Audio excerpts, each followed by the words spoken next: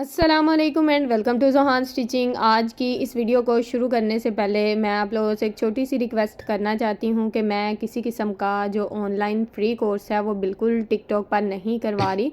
जो भी इस किस्म की वीडियोस लगा रहे हैं वो सारी वीडियोस फेक हैं, तो प्लीज़ ऐसी वीडियोस को इग्नोर किया करें, अपना टाइम और पैसे को बचाया करें। चलें आज की वीडियो को शुरू करते हैं। आज का नेक डिज़ाइन बहुत ही खूबसूरत है। यहाँ पर हमने बुकरम का पीस डबल फोल्ड में लिया है। इसकी चौड़ाई टोटल हमारे पास 5 इंच है डबल फोल्ड में। अब यहाँ पर हमने बुकरम की जो लंबाई है इसको यहाँ पर हमने तकरीबन 18 इंच लिया है। अब हमने इसके ऊपर अपना नेक ड्रॉ करना है। तो यहाँ पर 3.5 इंच के मार्जिन से नेक की चौड़ाई का निशान लगाया है। नेक की लंबाई यहाँ पर मैं 7 इंच ले रही हूँ। अगर आपका साइज़ 6.5 इंच 6 इंच है या फिर 8 इंच है, आप अपनी मर्ज़ी से अपना साइज़ ले सकते हैं। अब हमने लंबाई में इंची टेप को रखा है और 3.5 इंच के मार्जिन से एक निशान लगाया है। इस निशान की चौड़ाई यहाँ पर मैं आपको बता दूँ तकरीबन 2.5 इंच से 1 पॉइंट कम है। अब इन दोनों निशानों को इस तरह से हमने आपस में मिलाते हुए बिल्कुल हल्की सी राउंड शेप इस तरह से ना ड्रॉ कर लेनी है। ठीक है, हल्के हाथ से शेप को ड्रॉ करें और इन दोनों निशानों को आपस में मिला दें। अब यहाँ पर आधे इंच चौड़ाई लेनी है हमने इस तरह से, और इस इंची स्टेप को इस तरह से सेट करके रखेंगे और इस तरह से हल्की सी जो लाइन है इसको ड्रॉ कर देंगे। बहुत ही सिंपल और ख़ूबसूरत सा नेक डिज़ाइन है। वीडियो को पूरा वॉच करें ताकि आपको एक एक पॉइंट की समझ आए। अब यहाँ पर 1.5 इंच का हमने इंची स्टेप को फोल्ड किया है। इसका हाफ जो मार्जिन आया ना, इसकी चौड़ाई हम यहाँ पर 7 इंच यहाँ पर हमारे नेक की लंबाई है, तो नीचे हम 1.5 इंच इसकी चौड़ाई रखेंगे। अब टोटल नेक जो हम साइज़ लेंगे यानी कि स्लिट 7 ही होगा हमारा, तो यहाँ पर 16 इंच हमने साइज़ लिया है। अब नीचे वाली साइड पे भी सेम मार्जिन रखेंगे, यानी कि 1.5 इंच का जो हाफ मार्जिन किया था 0.25 इंच हमारे पास आ जाता है, तो उस हिसाब से नीचे भी हमने निशान लगा लिया है। अब इन निशानों को हल्की सी कर्व शेप देते हुए इस तरह से आपस में मिला लेना है। नीचे मैं इस तरह से सीधी लाइन लगा लूँगी ताकि आपको नेक का जो ऊपर वाला नेक है उसकी अच्छे से समझ आ सके। ये देखें, जब आप कर्व शेप देंगे तो बहुत ही खूबसूरत सी नेक की शेप हमारे पास आ जाएगी। अब यहाँ पर जो स्लिट है उसको हमने उसी तरह से डबल फोल्ड में अपना जो स्केल की मदद से बिल्कुल सीधा ड्रॉ कर लिया है। अब यहाँ पर हमने तकरीबन 1 इंच का एक्स्ट्रा बुकरम का साइज़ लेना है और इसी तरह से अपना जो पैटर्न है उसको अच्छे से ड्रॉ कर लेंगे। ऊपर वाला जो नेक है इसमें भी एक्स्ट्रा बुकरम का साइज़ सेम रखेंगे और जिस तरह से हमारा नेक ड्रॉ हुआ है इसके मुताबिक इसको ड्रॉ कर लेंगे। तो देखें, बहुत ही खूबसूरत और सिंपल सा जो नेक है यहाँ पर हमारा ड्रॉ हो चुका है। अब जिस तरह से हमने नेक को ड्रॉ किया था इसके मुताबिक इसकी कटिंग करेंगे। तो यहाँ पर सबसे पहले जो एक्स्ट्रा बुकरम है उसकी कटिंग कर देंगे।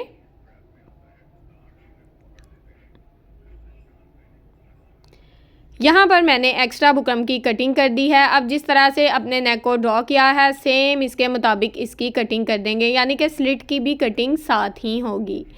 अब यहाँ पर हमने अपने नेक की जो कटिंग है वो यहाँ पर कर ली है। नेक को खोल कर मैं दिखाती हूँ, बहुत ही खूबसूरत सी शेप इसकी हमारे पास आ गई है। इसको हमने ट्राउज़र के फैब्रिक के ऊपर आयरन की मदद से अच्छे से पेस्ट कर लिया है।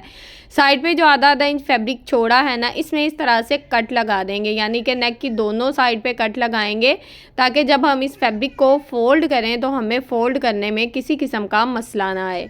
तो यहाँ पर हमने टोटली कट लगा दिए हैं। अब ये जो एक्स्ट्रा फैब्रिक है इसको हमने इस तरह से फ़ोल्ड करना है और यहाँ पर मशीन के 1 फुट की रफ सिलाई चला लेनी है। तो सेम इसी तरह से हम यहाँ पर अपनी सिलाई को मुकम्मल कर लेंगे। यहाँ पर जितना एक्स्ट्रा फैब्रिक है हमने फ़ोल्ड करते जाना है और बिल्कुल एक जैसी सिलाई को चलाते जाना है और इसी तरह से हमने अपने नेक को अच्छे से नीट कर लेना है। यहाँ तक अगर आप मेरी वीडियो देख रहे हैं तो उम्मीद है कि आपको मेरी वीडियो अच्छी लगी होगी। तो प्लीज़ जल्दी से मेरी वीडियो को लाइक करें, मेरे चैनल को सब्सक्राइब कर लें और एक अच्छा सा कमेंट करके ज़रूर बताएं कि आपको मेरी वीडियो कैसी लगती है। अब यहाँ पर मैंने जो एक्स्ट्रा फैब्रिक था उसको अच्छे से फ़ोल्ड कर लिया है। नेक को डबल फोल्ड करेंगे और आयरन की मदद से इसका सेंटर मार्जिन कर लेंगे। अब यहाँ पर शर्ट की फ्रंट साइड को रखा है और नेक को बिल्कुल सेंटर में सेट करके रखा है और यहाँ पर सेंटर में रफ सिलाई चला ली है। रफ सिलाई चलाने से हमारा नेक बिल्कुल परफेक्ट शेप में बैठ जाता है, पिनअप करने की ज़रूरत नहीं रहती। अगर आप बिगनर्स हैं तो आप यहाँ पर अपने नेक को पिनअप भी कर सकते हैं। अब यहाँ पर हमने जिस तरह से अपने नेक को का बुकरम है, बिल्कुल बुकरम के साथ साथ अपनी सिलाई को चलाना है और सेम इसी तरह से अपनी सिलाई को यहाँ पर मुकम्मल कर लेंगे।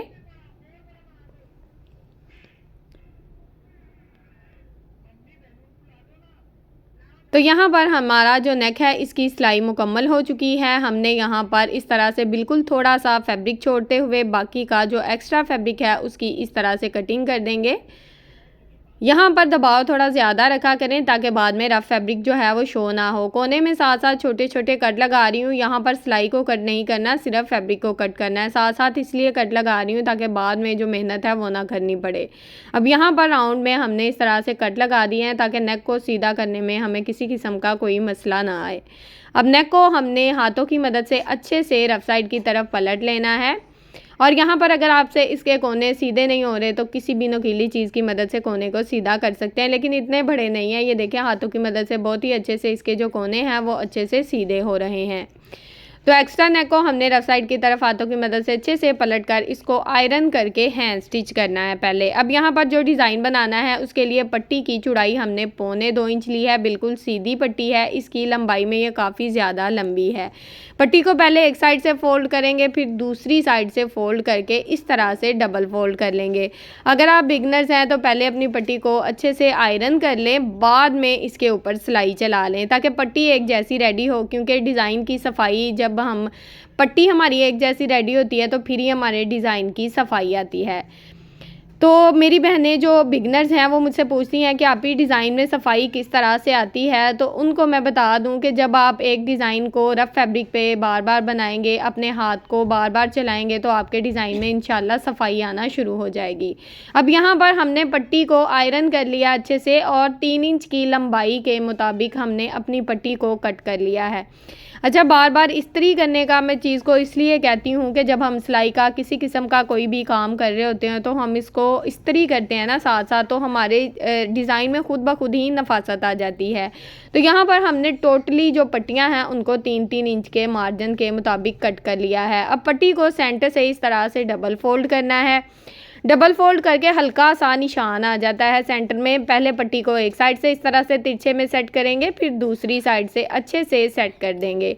यानी कि पट्टी को दोनों साइड से, मैं इसलिए आराम से दिखा रही हूँ ताकि जो मेरी बहनें बिगनर्स हैं उनको इस डिज़ाइन को बनाने की अच्छे से समझ आ जाए। बैक साइड से इसकी लुक कुछ इस तरह से आएगी। इसी तरह से टोटली जो डिज़ाइन है ना हमने उसको इस्त्री के साथ सेट करना है। यहाँ पर हमने टोटली डिज़ाइन को अच्छे से आयरन कर लिया। पहले एक साइड से फोल्ड किया, फिर दूसरी साइड से। बार बार इसलिए दिखा रही हूँ ताकि कोई भी जो मेरी बहन है उससे कोई पॉइंट मिस ना हो। टोटली डिज़ाइन को अच्छे से आयरन कर लिया है। अब यहाँ पर नेक को आप देख सकते हैं हमने हैंड स्टिच भी कर लिया है और अच्छे से आयरन भी कर लिया है। अब यहाँ पर मैं एक सेंटर पट्टी लूँगी। यहाँ पर इसके ऊपर इस तरह से हल्का सा निशान लगा लूँगी। ये बिल्कुल रफ़ पट्टी है, इसका भी कोई काम नहीं, बस इसको सेंटर में रखना है। यहाँ पर आपको पता है कि टेबल है, इसमें फैब्रिक फिसलता है, ठीक है। अगर आप इस तरह से कोई इसके नीचे फैब्रिक रख देंगे नेक के तो नेक हिलेगा नहीं, अपनी जगह से सेट हो जाएगा। चाहें तो सेंटर पट्टी को अच्छे से पिन अप कर लें, ठीक है। अब यहाँ पर हमने इसके ऊपर इस तरह से नेक की रफ साइड के ऊपर ग्लू लगाया है। अब सेंटर पट्टी के हमने सेंटर में एक निशान लगाया है। इस निशान के मुताबिक डिज़ाइन, हाफ डिज़ाइन को इस तरह से सेट करना है, ठीक है। हल्की सी मैं फैब्रिक ग्लू लगा रही हूँ। ग्लू लगा लेंगे तो ज़्यादा सिलाइयाँ चलाने से बचत होती है, जिससे हमारे डिज़ाइन में नफासत आती है, ठीक है।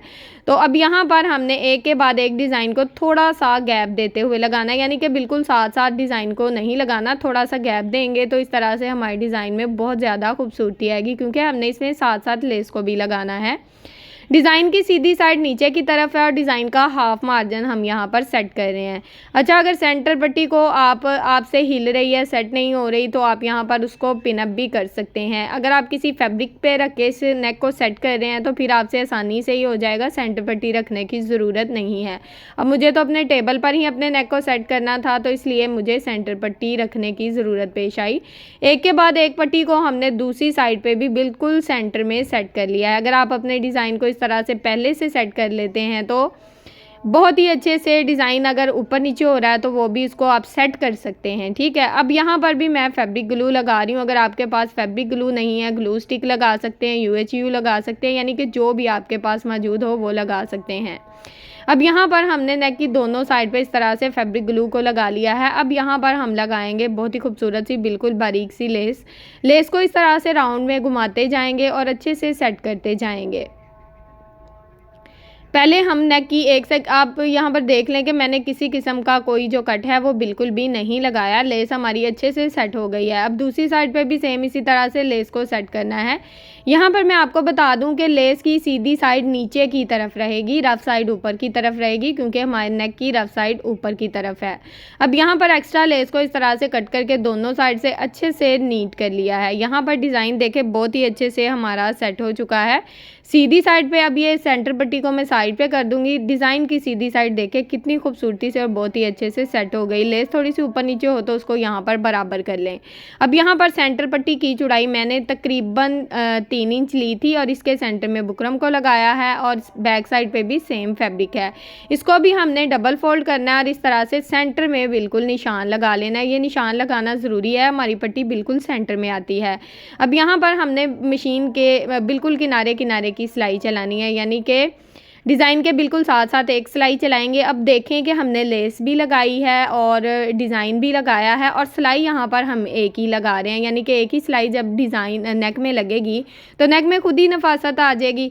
अब यहाँ पर जो हमारा स्लिट है 7 इंच के मार्जिन से, उसी मार्जिन के मुताबिक, यानी कि हमारा नेक 7 इंच लंबाई का था ना, तो यहाँ पर हमने सेंटर पट्टी को उसी हिसाब से सेट कर दिया है और यहाँ पर इसके ऊपर बिल्कुल किनारे किनारे सिलाई को चला दिया है।